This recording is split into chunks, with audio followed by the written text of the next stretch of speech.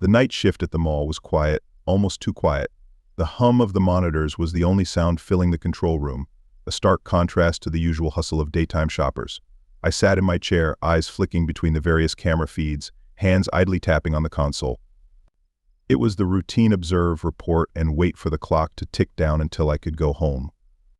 The thought felt distant, as if the place I returned to every morning wasn't really home anymore. Jessica and I had been married for 12 years, and for most of those years our life had been stable, predictable even. But lately something had changed. It was subtle at first, a hesitation in her voice when I asked about her day, a distracted look in her eyes during dinner. I chalked it up to stress. Raising Alex, holding down a job, and managing a household could weigh on anyone. Still, a small part of me couldn't shake the feeling that there was more to it.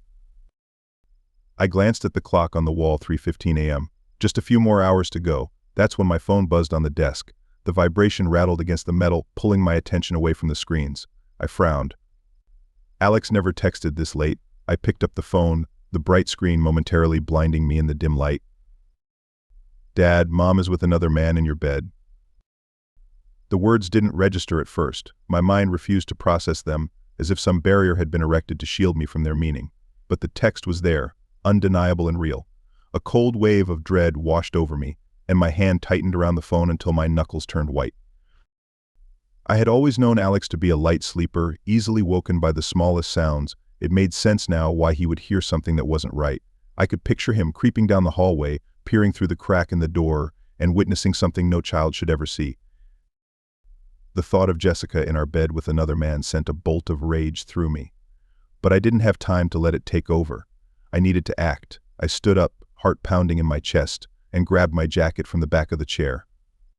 My mind was racing, 100 different scenarios flashing before my eyes, but one thing was clear: I had to get home. I informed my supervisor, who didn't argue, likely sensing the urgency in my voice. My shift wasn't supposed to end for another 3 hours, but I didn't care. As I walked through the empty corridors of the mall, the fluorescent lights buzzing overhead, everything around me seemed distant, like I was moving through a dream. The drive home was a blur. I don't remember the streets I took, the lights I passed, or the other cars on the road. My thoughts were consumed by that single text, the image of Jessica with another man, the betrayal. It didn't seem real. This was the kind of thing that happened to other people, not to us. When I pulled into the driveway, I cut the engine and sat in silence for a moment. The house loomed in front of me, dark and still. I could feel the weight of what was about to happen pressing down on me, but there was no turning back. I had to know.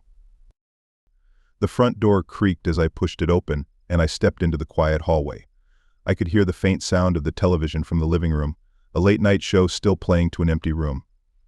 My footsteps were soft on the carpeted floor as I made my way to Alex's room. I found him curled up in bed, clutching his stuffed dinosaur, his face pale and eyes wide with fear. He looked up at me, tears brimming in his eyes, and I could see the confusion and hurt in his expression.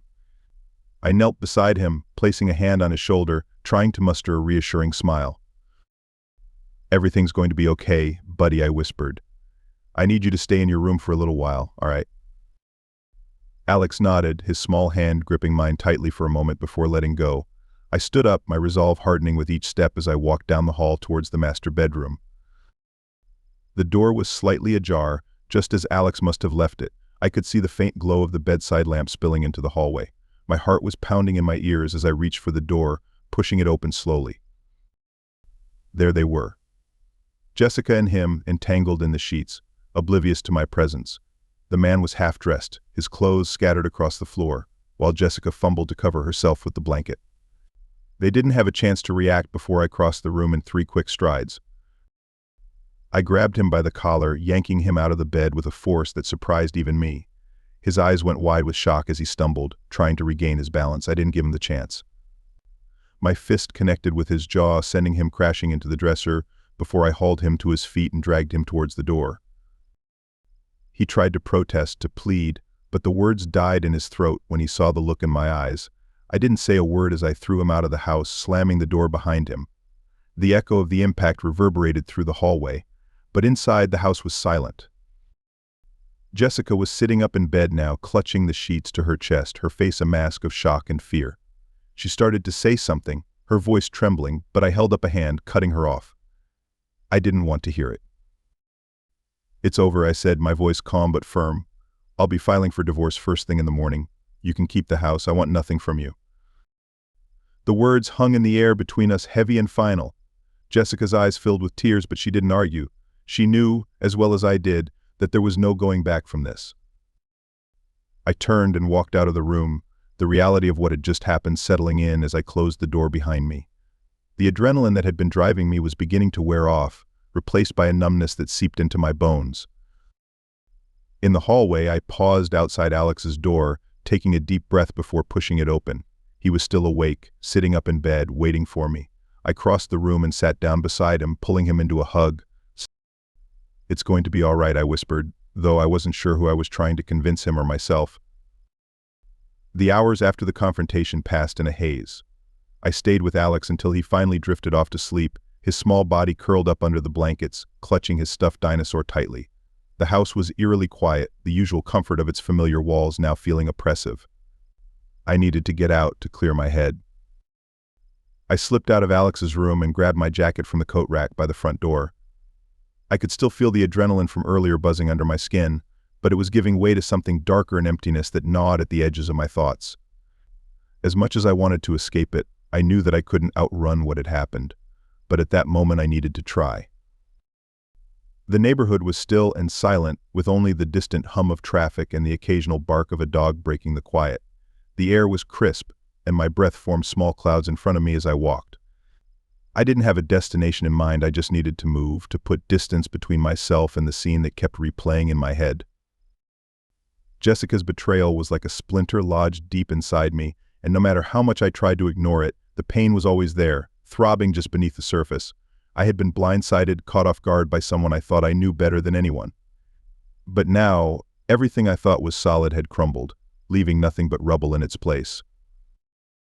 My feet carried me down familiar streets, past darkened houses where families slept peacefully, unaware of the storm brewing inside me. I turned down a side street, one that led to a small park at the edge of the neighborhood. It was a place I had taken Alex many times when he was younger, a place that used to bring me peace. But tonight it was different. Tonight it felt like I was walking into the mouth of something dark and unforgiving. The park was empty, the playground deserted, and the swings creaked softly in the breeze. I found myself walking towards the old wooden bench under a large oak tree, the one where I used to sit and watch Alex play.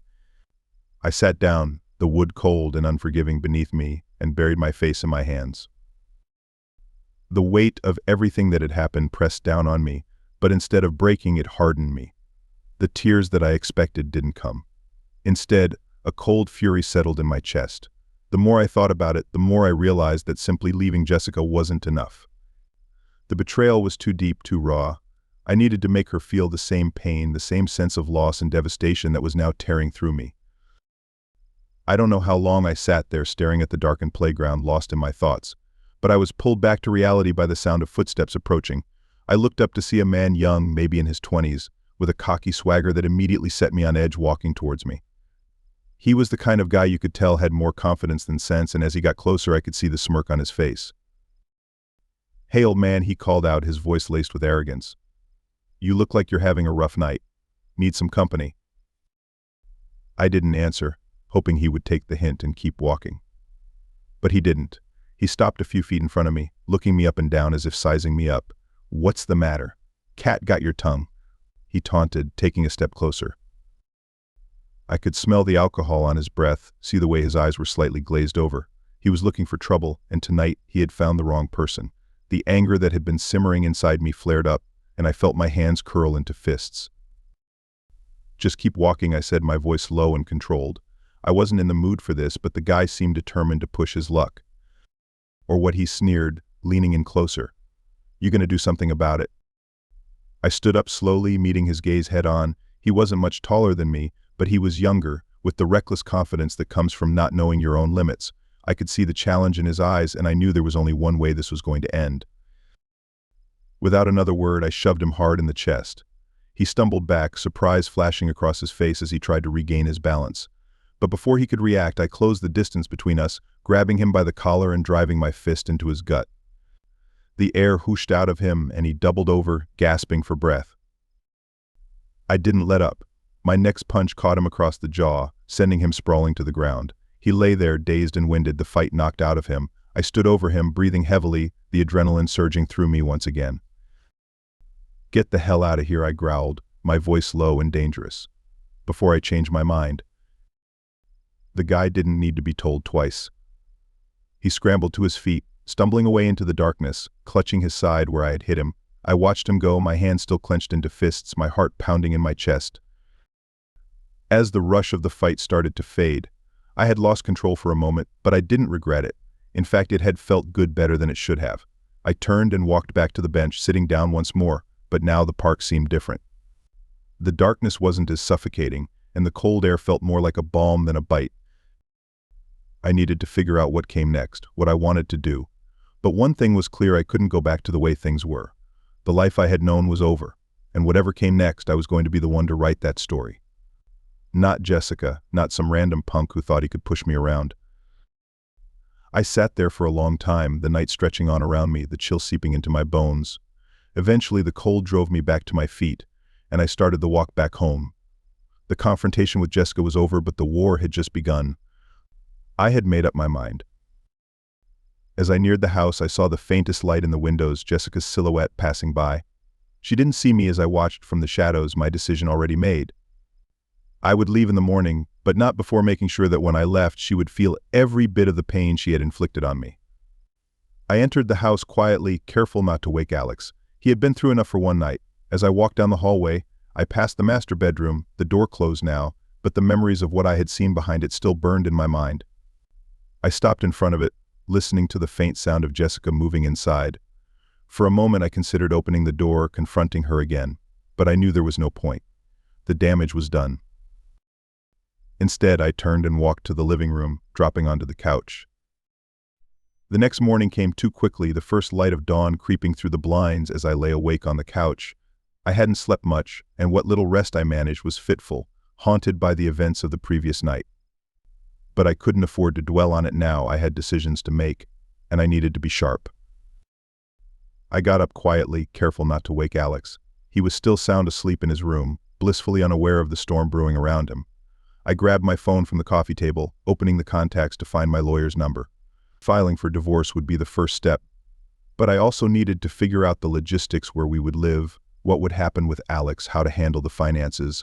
There was a lot to sort out, and I wanted it done quickly. Before I could make the call, though, my phone buzzed with a message. I frowned, wondering who it could be this early in the morning. It was from Jessica. "Ethan, I need your help. The car won't start." I stared at the message for a moment, my first instinct to ignore it. Jessica had made her bed, she could lie in it. But then I thought about Alex. The last thing I wanted was for him to be late for school or stuck at home because of a car problem. With a sigh, I shoved the phone back into my pocket and headed for the door. When I stepped outside, the crisp morning air hit me, waking me up fully. Jessica was already standing by the car, dressed for work, her face pale and drawn, a stark contrast to her usual composed demeanor. The car was parked at the end of the driveway, the hood popped open, but it was clear from her expression that she had no idea what to do. I walked over without a word, glancing under the hood. The engine was dead, completely unresponsive. I could see the frustration on Jessica's face as she fumbled with her phone, clearly out of her depth. She looked up at me as I approached, her eyes searching mine for any sign of warmth or familiarity. But I kept my expression neutral, focused on the task at hand. It won't start," she said, her voice small and uncertain. "I tried everything, but nothing's working." "Let me see," I replied, leaning over to take a closer look. From the sound of it, the battery was fine, but the engine wasn't turning over at all. It could be any number of things: a blown fuse, a problem with the starter, or something more serious. Either way, it wasn't something I could fix here. "Looks like we'll need to tow it to the shop," I said, straightening up. "You got a tow service?" She nodded, biting her lip, and started dialing. I could tell she was nervous, probably worried about how I was going to react, but I didn't give her anything to latch onto. The tow truck would be here in about half an hour, and until then there was nothing to do but wait. We stood there in awkward silence, the distance between us feeling like a chasm. Jessica kept glancing at me like she wanted to say something, but every time she opened her mouth she seemed to think better of it and closed it again. I didn't encourage her. My mind was already focused on the next steps, what I needed to do to move on from this mess. The tow truck arrived, and the driver hopped out, giving us a friendly nod before getting to work. He hooked up the car, securing it to the truck while I stood back with Jessica, watching. She was fidgeting, her hands twisting together, and when she finally spoke, her voice was barely above a whisper. "Thank you for helping," she said, not quite meeting my eyes. "I know things are complicated right now, but I appreciate it." I didn't respond immediately. There was nothing left to say, really. This was just another reminder of how far apart we had drifted, how much she had taken for granted. But I wasn't going to make a scene, not here. Not in front of a stranger. "Let's just get this over with," I said, my tone flat. "We need to get Alex to school, and you need to get to work." She nodded, looking like she wanted to say more, but I didn't give her the chance. The tow truck driver finished securing the car and waved us over. We followed him to the service station, Jessica riding with me in silence, the tension thick between us. When we arrived at the shop, the mechanic on duty was a burly guy in his late 40s, with grease-stained hands and a no-nonsense attitude. He greeted us with a nod and asked what the problem was. Jessica looked to me, clearly out of her element, so I stepped forward to explain. "Engine's dead," I said. "Won't turn over at all. I'm thinking it could be the starter or something electrical." The mechanic grunted in acknowledgement and went over to inspect the car. Jessica hovered nearby, looking more and more anxious as the minutes ticked by. I could see the worry etched on her face, but I didn't offer any comfort. This was her problem now, and she needed to deal with it. After what felt like an eternity, the mechanic straightened up, wiping his hands on a rag. "You were right," he said, turning to me. "It's the starter, all right. It's completely shot. Gonna need a replacement." "How long will that take?" Jessica asked, her voice tinged with worry. "A couple of hours, maybe more, depending on whether I've got the right part in stock," the mechanic replied. "You're looking at a few $100 easy." Jessica's face fell, and she turned to me, clearly unsure of what to do. I could see the panic starting to set in. This wasn't something she was used to dealing with. Normally I would have taken care of it, but now I was just a bystander, watching her struggle. "Do what you need to do," I told the mechanic, ignoring the pleading look Jessica shot me. "We'll wait." With that, I walked over to the small waiting area in the shop, leaving Jessica standing there. I could feel her eyes on me, but I didn't look back. I sat down in one of the worn chairs, pulling out my phone to distract myself while we waited. I could hear Jessica talking to the mechanic, trying to make sense of what was happening, but it was clear she was out of her depth. Eventually she joined me in the waiting area, sitting down across from me. The silence between us was heavy, filled with all the things we weren't saying. She kept glancing at me, as if searching for something, an opening, a sign that I was willing to talk. But I wasn't. Time dragged on, each minute feeling like an hour. I could see Jessica growing more and more anxious, fidgeting with her phone, checking the time, her mind clearly racing. She was probably thinking about all the things she needed to do today, all the ways this delay was going to mess up her plans. But I didn't care. She had made her choices, and now she had to live with them. Finally, after what felt like an eternity, the mechanic came back. "Got the part," he said, wiping his hands on his overalls. "Shouldn't take too much longer now." Jessica nodded, relief evident in her eyes, but I didn't share her sentiment. This was just a small bump in the road compared to what was coming. As the mechanic worked, I found myself lost in thought, my mind drifting back to the night before. The confrontation, the anger, the resolve that had settled in my chest like a stone. I had made up my mind then, and nothing that happened today was going to change that. Jessica didn't try to talk to me again, and for that, I was grateful. There was nothing she could say that would make a difference. We were just going through the motions now, waiting for the inevitable. When the car was finally ready, the mechanic handed over the keys, and Jessica quickly settled the bill, her hands shaking slightly as she signed the receipt. I could see the tension in her posture, the stress lines etched on her face. But I didn't feel sorry for her, not anymore. "Thanks for your help," she said quietly, glancing at me as we walked back to the car. I nodded but said nothing. As we got in the car, I realized how different things had become between us. This was once a partnership, a marriage built on trust and love, but now it felt more like a transaction, something cold, impersonal, and broken beyond repair. The drive back to the house was silent, the only sound the hum of the engine and the occasional sigh from Jessica. When we pulled into the driveway, I turned to her one last time. "I'll pick up Alex and take him to school," I said, my voice devoid of emotion. "You go to work." She nodded, her eyes downcast, and without another word she got out of the car and headed inside. I watched her go, the woman I had once loved more than anything, now just a stranger in my life. As I drove Alex to school, I thought about what needed to happen next. The divorce would be just the beginning. There was still so much to do, so many pieces to put in place. The days that followed felt like walking through a fog. I needed to get away, to clear my head and figure out what came next. The mall had a generous vacation policy, and I had enough hours saved up to take some time off. Once everything was in place, I packed a bag, left a note for Jessica that simply said I'd be back in a few days, and headed out. The drive was long, taking me away from the city, away from the noise, and into the quiet embrace of the woods. There was a small cabin I knew about, nestled deep in the forest, a place I had visited years ago, before Alex was born, back when life was simpler. The drive to the cabin was long, taking me far from the city and deep into the heart of the woods. The trees grew taller, their branches intertwining to form a thick canopy overhead. The air was crisp, filled with the scent of pine and earth, and the hum of the city faded until all that remained was the rustling of leaves and the occasional bird call. When I arrived at the cabin, it stood exactly as I remembered, small, weathered, and solitary, surrounded by trees that seemed to close in around it. I stepped out of the car, taking in the stillness of the place. The only sound was the crunch of gravel under my boots as I walked toward the door. Inside, the cabin was simple, a single room with a bed, a small kitchen, and a fireplace that had seen better days. I dropped my bag on the bed and lit a fire in the hearth. The flames crackled to life, sending warmth into the cool air. The cabin was quiet, almost too quiet, but it was exactly what I needed. The next morning I woke early, the first light of dawn filtering through the trees. I dressed, laced up my boots, and stepped outside into the cool morning air. The forest was alive with the sounds of birds and the rustling of small animals in the underbrush. I started walking, letting the path lead me deeper into the woods.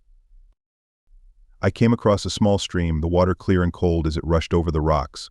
I knelt down, dipping my fingers into the water, feeling the chill seep into my skin. As I straightened up, something caught my eye, a movement in the trees across the stream. I froze, my senses on high alert. Out of the shadows, a large, solitary animal stepped into view, a wolf, its fur a mix of gray and brown, its eyes sharp and intelligent. It was a powerful creature, clearly comfortable in its territory, and it had noticed me. We locked eyes, and for a moment, everything else faded away.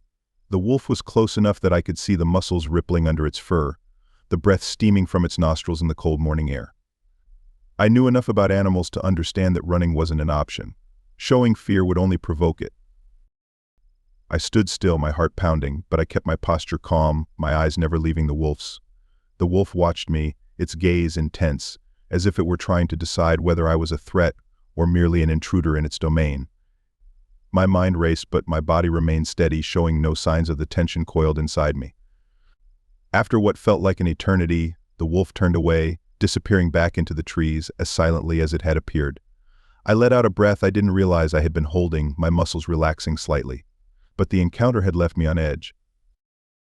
I began to make my way back to the cabin, keeping my pace slow and deliberate, my ears straining to catch any sound. The forest, once a place of peace, now felt charged with a different energy, as if the trees themselves were holding their breath, waiting. Sure enough, I heard the soft rustle of leaves behind me. I glanced over my shoulder and saw the wolf again, following me at a distance, its eyes locked on mine. It wasn't a chase, more like a test, a game of patience and nerves. The wolf wasn't ready to let me go, and I wasn't about to make any sudden moves. I kept walking, my steps measured, my eyes forward, though I could feel the wolf's gaze boring into my back. The cabin was still a ways off, and the tension in the air was palpable. Every instinct screamed at me to run, but I knew that would be a mistake. Instead, I focused on keeping my breathing steady, my pace even, trusting that if I didn't show fear, the wolf would eventually lose interest. The minutes dragged on, the wolf still trailing me, each step bringing me closer to the safety of the cabin. I could see the clearing up ahead, the roof of the cabin just visible through the trees. The wolf was still there, a silent shadow at the edge of my vision, but it hadn't closed the distance between us. Finally, as I neared the clearing, the wolf slowed, its steps growing hesitant. It stopped, watching as I crossed into the open space around the cabin.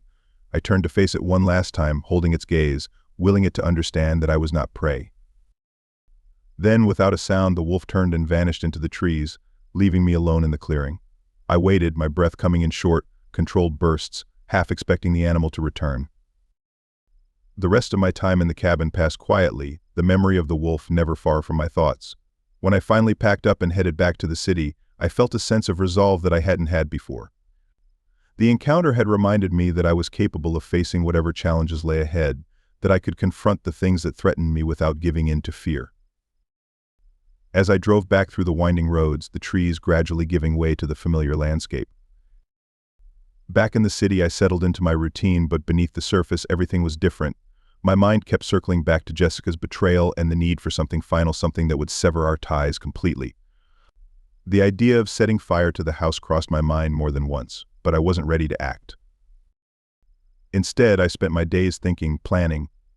The house was a symbol of everything we'd built together and everything she had destroyed. The thought of burning it all down was tempting, but I knew that once I set that plan in motion, there would be no turning back. It had to be done right.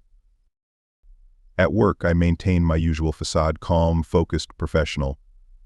My colleagues noticed nothing unusual, just another day in the life of a mall security guard. But behind that calm exterior, my mind was racing. I didn't need lawyers or drawn-out battles in court.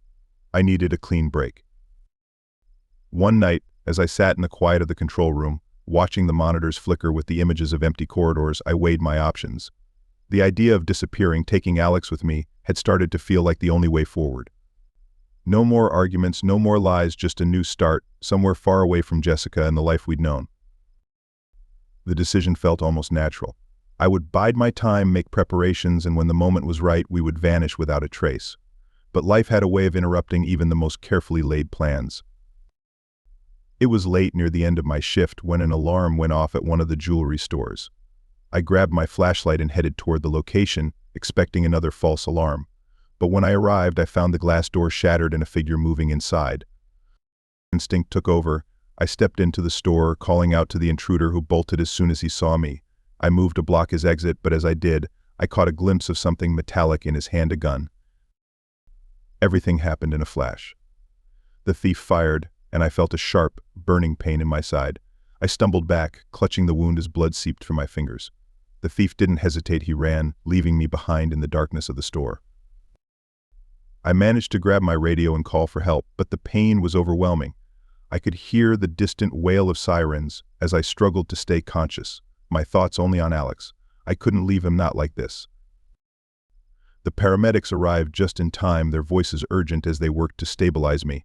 The world faded in and out, the pain dulling as the drugs took effect. My last conscious thought was that the plan would have to wait. I needed to survive this first. When I woke up in the hospital, the sterile smell of antiseptic filled my nose, and the pain in my side was a constant reminder of how close I'd come. But I was alive, and as I lay there, the resolve that had driven me to plan our escape only grew stronger. I wouldn't need to burn down the house or destroy Jessica's life in some dramatic fashion. The fire I'd imagined was unnecessary because I had something far more powerful, the knowledge that I could take Alex and disappear, leaving nothing behind but questions and regrets. As soon as I recovered, that's exactly what I intended to do. We would vanish and Jessica would be left to deal with the wreckage of her own making. No trace, no trail, just the empty shell of a life she had destroyed. And in that emptiness, I knew she would find the true cost of betrayal. The hospital room was quiet, the steady beep of the heart monitor the only sound breaking the silence. The pain in my side was a constant, dull ache, a reminder of how close I had come to losing everything. But I was alive, and that meant there was still work to be done.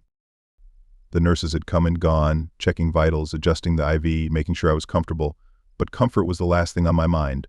Lying there, staring up at the ceiling, I had nothing but time to think, time to plan. The door to my room creaked open, and I turned my head slightly to see Jessica standing in the doorway. She looked hesitant, her face pale, eyes rimmed with worry. For a moment I considered telling her to leave, but I didn't. I simply watched as she walked in, her steps tentative, as if she wasn't sure she was welcome. "Ethan," she said softly, her voice trembling. "I came as soon as I heard." I didn't respond immediately. My mind was working, turning over the pieces of the plan that had been forming since the night I was shot. Seeing her here, in this sterile white room, only solidified what I needed to do. She had no idea what was coming. Jessica moved closer, sitting down in the chair beside the bed. She reached out to take my hand, but I didn't reciprocate. Instead, I kept my eyes on her, watching her every move, every twitch of her fingers, every flicker of emotion that crossed her face. She was trying to play the concerned wife, but it was too late for that. "I'm so sorry, Ethan," she whispered, her voice breaking. "I never wanted any of this to happen. I didn't mean for things to get so out of control. Her words hung in the air, but I didn't let them penetrate. Apologies meant nothing to me now. She had already crossed a line that couldn't be uncrossed. But her presence here was useful. It gave me the final push I needed to solidify my plan. As she sat there, fumbling for words, I made my decision. I would take Alex and leave, just as I had been planning, but now I knew exactly how to do it. I didn't need a dramatic gesture, like burning down the house. Disappearing would be enough, a clean break, with no chance for Jessica to follow or find us. "You should go home, Jessica," I said finally, my voice steady and cold. "There's nothing you can do here." She looked at me, her eyes filling with tears, but I didn't flinch. Whatever emotional pull she had once had over me was gone. Now I was focused on one thing: executing my plan and getting out with Alex before she realized what was happening. "Ethan, please, I know I made mistakes, but we can fix this. We can work it out," she pleaded, her voice cracking under the weight of her desperation. I shook my head slowly, my expression never changing. "There's nothing left to fix, Jessica. Go home." The finality in my voice seemed to hit her like a physical blow. She sat there for a moment longer, searching my face for any sign of the man she once knew, the man who might still care. But that man was gone. All that was left was the resolve to protect what mattered most: Alex and our future. Jessica stood up, her movements slow and hesitant, as if she was reluctant to leave. But she knew, as well as I did, that there was no use in staying. Whatever she had hoped to find here, whatever redemption she sought, it wasn't going to happen. "I'm sorry," she whispered one last time, before turning and walking out of the room. The door clicked shut behind her, and the silence that followed was thick, oppressive. I stared at the door for a long moment, then turned my gaze back to the ceiling. The plan was clear now, sharper than ever. I would wait until I was strong enough, and then I would take Alex and disappear. We would leave this city, this life, and start over somewhere far away where Jessica couldn't reach us. There would be no legal battles, no arguments, no drawn-out fights, just a clean break, leaving Jessica to wonder where we had gone, what had happened, and whether she would ever see us again. That was the only justice that mattered to me now. As I lay there, the plan fully formed in my mind, a sense of calm settled over me. The pain in my side was still there, but it was nothing compared to the certainty I felt. I knew what needed to be done, and I was ready to do it. The moment I was released from the hospital, I would put the plan into action. No hesitation, no second thoughts. I would protect Alex from the wreckage Jessica had caused, and in doing so, I would reclaim my life from the ruins. The hospital released me a few days later. The wound from the gunshot was still tender, a sharp reminder of how close I had come to losing everything. But it didn't matter. I didn't file for divorce. There was no point. The legal system wasn't going to give me the closure I needed. Jessica's betrayal had cut too deep, and the idea of dragging it all out in court felt like a waste of time. I wanted a clean break, something that would leave no loose ends. The plan that had solidified in my mind while lying in that hospital bed was simple but final. I would take Alex and leave without a trace. I waited for the right moment, biding my time as I gathered the few things we would need. I didn't speak much to Jessica, keeping our interactions minimal, cold, and distant. She seemed to sense that something was coming, but she didn't know what. And I wasn't about to give her any clues. One night, after I was certain Jessica had gone to bed, I set my plan in motion. The house was silent, the kind of deep quiet that settles over a place late at night when everyone is asleep. I moved through the rooms with purpose, collecting the last few items I had hidden away: a small canister of gasoline, a lighter, and the knowledge that this would be the last time I walked these halls. I walked through the house slowly, letting the memories of what once was wash over me. Each step felt heavier than the last, but there was no turning back. I made my way to the master bedroom, the place where everything had unraveled. Jessica was asleep, unaware of what was about to happen. I stood in the doorway for a moment, watching her, thinking about the life we had shared and the betrayal that had destroyed it all. Then, with no more hesitation, I poured the gasoline around the room, making sure to cover the bed and the exits. The smell was sharp, almost suffocating, but I didn't flinch. With one last look at Jessica, I lit the match and dropped it. The flames caught quickly, spreading with a ferocity that matched the anger burning inside me. The fire roared to life, engulfing everything in its path. I turned and walked out of the room, leaving the flames behind me. I didn't stay to watch the house burn. I had no interest in seeing the destruction unfold. My focus was on Alex, who was asleep in his room, unaware of the storm that was about to sweep him away from everything he knew. I went to Alex's room, moving quickly now. The fire was spreading fast, the heat intensifying with each passing second. I shook Alex awake, my voice urgent but calm. "Alex, we need to go," I said, keeping my tone steady to avoid scaring him. "There's a threat, and we have to leave right now." He blinked up at me, still groggy from sleep, confusion clouding his young eyes. "Dad, what's happening?" "There's no time to explain," I replied, scooping him up in my arms. "We have to leave, and we have to go far away. Just trust me, okay?" Alex nodded, his small hands gripping my shirt as I carried him out of the room. The smoke was starting to fill the house now, thick and choking, but I kept my focus on getting us out. I didn't look back as we left the house, moving quickly to the car I had parked a few blocks away, hidden from sight. Once Alex was safely buckled in the back seat, I drove away, the flames of the house fading into the night behind us. I didn't tell Alex where we were going, just that we needed to get as far away as possible. He was scared, but he trusted me, and that was all I needed. As we disappeared into the darkness, leaving the city behind, I knew there was no going back. The house would burn, and with it, the last ties to a life that was now dead. Jessica would wake up to a nightmare, the fire consuming everything she had left. I drove through the night, putting miles between us and the wreckage I had left behind. The roads were empty, the night silent except for the hum of the car's engine. Alex fell asleep again, curled up in the back seat, unaware of the new life we were heading toward. Hours later, when the first light of dawn broke over the horizon, I pulled over at a rest stop. I needed to gather my thoughts, plan our next move. Alex was still asleep, his small face peaceful in the dim light. So, I suspect this is approximately how the picture of events developed, based on what I've seen, what I've heard, and the bits and pieces of news that trickled down afterward. Ethan and Jessica had always seemed like the typical suburban couple living next door to me. From the outside, they had it all: a nice house, a good kid, and a life that looked stable. But after everything that's happened, it's clear there was more going on behind closed doors than any of us could have guessed. The night it all went down, I was at home. I didn't hear anything unusual until I smelled smoke. By the time I got outside, I saw flames shooting up from Ethan and Jessica's place. The fire spread fast, too fast, almost as if it had helped. It didn't take long for the fire department to show up, but there wasn't much they could do. The house was nearly gone by the time they got the blaze under control. Jessica survived, but just barely. They found her outside, badly burned. The doctor said she had third-degree burns over a good portion of her body. She's still in the hospital, and from what I've heard, she's going to be dealing with those scars for the rest of her life. The physical ones, at least. The emotional scars, those are likely worse. From what the investigators pieced together, it looks like Ethan was the one who set the fire. No one's saying it outright, but if you put the pieces together, it makes sense. The fire started in the bedroom, late at night when Jessica was likely asleep. It spread fast enough to trap her inside, but not so fast that Ethan couldn't get out if he wanted to. And he did get out along with their son Alex. After that, they vanished. No trace, no clues, just gone. Quite a bit of time has passed and they still haven't been found. The authorities launched a search. They questioned everyone in the neighborhood, put out bulletins, even got the media involved. But there was nothing. It's like Ethan and Alex disappeared off the face of the earth. And maybe that was the plan all along. There's a lot of speculation about what could have driven Ethan to do something like this. Some say he found out about something Jessica did and that was the final straw. Others think the pressure of work, the long hours, and the strain on their marriage just broke him down.